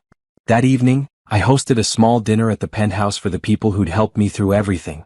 Patricia, Thomas, Harold, Rebecca, Diane, my sister Kendra, and Margaret, who'd found a great new job at another company. We ate good food, drank expensive wine, and celebrated not just my victory, but the fact that good people had come together to do the right thing. I want to make a toast, I said, standing up with my glass. To all of you. You believed in me when I didn't believe in myself. You took risks to help me. You stood up for what was right even when it was difficult. I couldn't have done this without any of you. Thank you. To second chances, Kendra added. To justice, Harold said. To the future, Thomas finished. We all drank, and for the first time in years I felt completely at peace. Later that night, after everyone had left, I stood on the balcony looking out at the city. My city now. My life. My future. My phone buzzed with a notification. It was a news alert. Julian Hartwell begins 8-year prison sentence at Federal Correctional Institution. I deleted the notification without reading the article. I didn't need to know the details. That part of my life was over. Tomorrow I'd go to the office and continue building something real. Something honest. Something that would last. But tonight I was just going to enjoy the view. 6 months later, I sat in the boardroom of Hartwell Enterprises, preparing for our quarterly shareholder meeting. The past half year had been transformative for the company. We'd rebranded, modernizing our logo and mission statement to emphasize ethical business practices and client relationships. We'd brought in new talent to replace the people Julian had hired based on personal connections rather than skill. We'd landed 4 major new clients, including 2 Fortune 500 companies. Most importantly, we'd rebuilt trust. Thomas and I had developed an easy working relationship. He focused on operations and internal management while I handled client relations and business development. Together we made a good team. Are you ready for this? Thomas asked as board members began filing in. As ready as I'll ever be, I said. The meeting went smoothly. I presented the quarterly financial results, which showed a 17% increase in revenue compared to the same quarter last year. Our profit margins had improved. Client satisfaction scores were at an all-time high. I think it's safe to say that the company has not only recovered from the scandal but has emerged stronger, Harold said. The question now is, what's our long-term leadership structure? Everyone looked at me and Thomas. We've been discussing that, Thomas said. And we have a proposal. Naomi and I would like to serve as co-COS, with equal authority and shared responsibility for company direction. There was a moment of silence. Then Rebecca smiled. I think that's perfect, she said. You complement each other well. You've already been operating that way informally. Why not make it official? The board voted unanimously to approve our co-CEO structure. Just like that, I went from being Julian's dismissed wife to being the head of a $50 million company. After the meeting, I returned to my office and sat quietly for a moment, letting it sink in. 7 months ago, I'd been crying in that hotel room after Julian had humiliated me. Now I was running the company he'd thought was his alone. My phone rang. It was an unknown number, but something made me answer it. Hello? Mrs. Hartwell? This is Dorothy Hartwell, Julian's mother. I tensed. Mrs. Hartwell, what can I do for you? I wanted to apologize, she said quietly. For my son. For everything he put you through. I knew he wasn't treating you right and I should have said something. I'm sorry. I was surprised by the genuine remorse in her voice. Thank you for saying that. I also wanted you to know that I don't blame you for what happened to him. He made his choices. He has to live with the consequences. I appreciate that, I said carefully. You were always kind to me, Dorothy continued. Even when Julian was cruel to you. I won't forget that. I hope you find happiness, dear. You deserve it. After we hung up, I sat with those words for a while. Happiness. Did I have that now? I thought about my life. I had meaningful work that challenged me. I had real friendships with people who respected me. I had financial security and independence. I had my sister back in my life, and I'd reconnected with old friends I'd lost touch with during my marriage. I had peace. Maybe that was happiness, or at least the foundation of it. That weekend, Kendra convinced me to go to an art gallery opening. I hadn't dated since leaving Julian, hadn't even thought about it. But Kendra insisted I needed to socialize more. You can't just work all the time, she said. You need to have fun. Remember fun? The gallery was crowded with Manhattan's art scene. I was admiring a striking abstract painting when someone spoke beside me. What do you think? I turned to see a man about my age, casually dressed in a way that suggested confidence rather than carelessness. He had kind eyes and an easy smile. I think it's angry, I said, studying the painting, but also hopeful. Like chaos resolving into order. That's exactly what the artist was going for, the man said. I'm Owen, by the way. I own the gallery. Naomi, I said, shaking his hand. Wait, Naomi Hartwell? From Hartwell Enterprises. I braced myself for whatever was coming. People either wanted to gossip about the scandal or they treated me like I was fragile. But Owen just smiled. I read about what you did. That took real courage.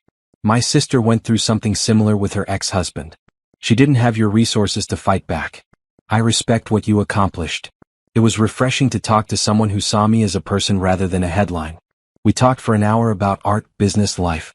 Owen was smart and funny and had no apparent agenda other than conversation. When the gallery started closing, he asked if I'd like to get coffee sometime. Maybe, I said, surprising myself. Let me think about it. He gave me his card with a smile. No pressure. But I hope you call.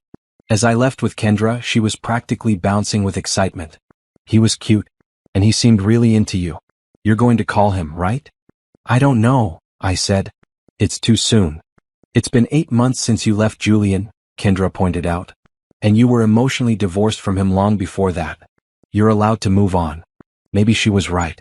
The next Monday, Thomas called me into his office. I have news, he said. Good news, I think. We've received an acquisition offer. I sat down. From who? Chin Industries. Harold's company. They want to acquire 30% of our shares for $40 million. It would give them a stake in our company while keeping us independent. Harold would take a more active role on the board, and we'd get access to their resources and client network. What do you think? I asked. I think it's a good deal, Thomas said. But ultimately, you're the majority shareholder. It's your decision. I thought about it. Harold had been nothing but supportive since the beginning. His company had a stellar reputation. This wasn't someone trying to take over. This was a strategic partnership that would help us grow. Let's do it, I said. The deal closed 6 weeks later. The $40 million injection of capital allowed us to expand into new markets and invest in technology upgrades we'd been putting off.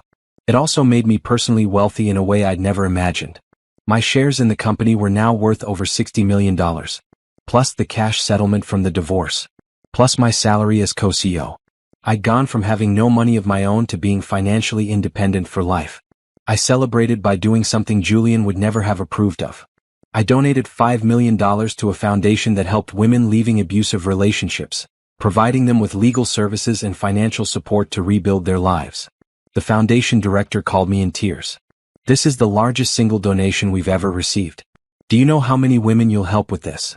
Not enough, I said. But it's a start. The media coverage of my donation was overwhelmingly positive. I was being held up as an example of someone who'd used their painful experience to help others. One evening, I was working late at the office when my assistant buzzed me. There's someone here to see you, she said. She says her name is Valerie. I froze. Valerie. Julian's former mistress. What could she possibly want? Should I send her away? My assistant asked. Part of me wanted to say yes. But curiosity won out. Give me 5 minutes, then send her in. When Valerie entered my office, she looked different. Less polished, more real. She wasn't wearing designer clothes or expensive jewelry. She looked like a regular person struggling to get by. Thank you for seeing me, she said nervously. I know I don't deserve it. You're right, you don't, I said bluntly. What do you want, Valerie? I wanted to apologize, she said. For my part in what happened. I knew you existed. I knew he was married. I told myself it didn't matter because he said the marriage was over. But that was a lie I used to make myself feel better about doing something wrong. I studied her, looking for signs of manipulation. But she seemed genuinely remorseful. I'm not going to absolve you, I said. You made choices. You participated in hurting me. I know, Valerie said. I'm not asking for forgiveness. I just wanted you to know that I'm sorry. And that I learned from this. I'll never be the other woman again. Good, I said simply. Valerie hesitated, then added, I also wanted to tell you that I'm impressed by what you did. When Julian turned on me, I just ran away. You fought back. You won. That takes strength I don't have. You have that strength, I said. You just haven't needed to use it yet. Hopefully you never will. After Valerie left, I sat in my office thinking about forgiveness and growth and the messy complexity of human behavior. I didn't forgive her, not really.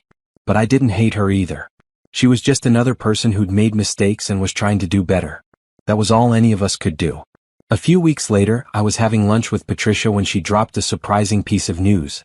I heard through the legal grapevine that Julian's appealing his sentence, she said. Can he do that? I asked. He can try, Patricia said. But his chances of success are minimal. The evidence against him was overwhelming. The best he can hope for is maybe getting a year or two reduced. I don't care anymore, I realized as I said it.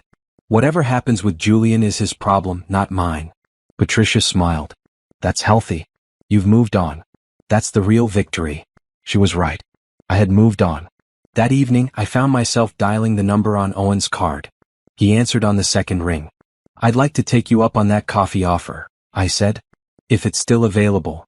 It's definitely still available, Owen said, and I could hear the smile in his voice. When are you free? We met at a quiet cafe in the village 2 days later. Coffee turned into lunch, which turned into a walk through Washington Square Park, which turned into dinner plans for the following week. Owen was easy to talk to. He didn't treat me like I was fragile or damaged. He just treated me like a person, someone worth getting to know for who I was rather than what I'd been through. "Can I ask you something?" Owen said as we sat on a bench watching the sunset. "Sure. Do you regret marrying Julian? Even though it ended badly?" I thought about it. I regret wasting 7 years on someone who didn't value me. But I don't regret the journey. If I hadn't gone through all that, I wouldn't be who I am now.